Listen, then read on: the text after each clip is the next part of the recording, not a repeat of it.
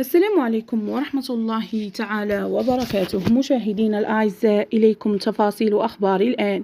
انتقلت إلى جوار ربها والدة الفنان المغربي البشير عبدو مساء أمس الجمعة، وأعلن البشير خبر وفاة والدته على حسابه الخاص انستغرام قائلا: والدتي الحبيبة في ذمة الله، اللهم ارحمها برحمتك الواسعة واجعلها يا ربي من أهل الجنة، وارزقني وإخوتي وكل أفراد الأسرة الصبر والسلوان، إن لله وإنا إليه راجعون. دعواتكم لنا وأحبائي بالصبر على فراقها.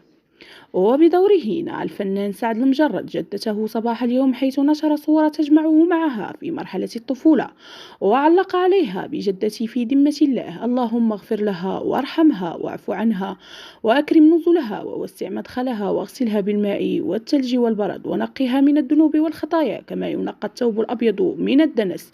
اللهم اجعل قبرها روضة من رياض الجنة لا حفرة من حفر جهنم، وارحمنا إذ صارنا إلى ما صارت إليه.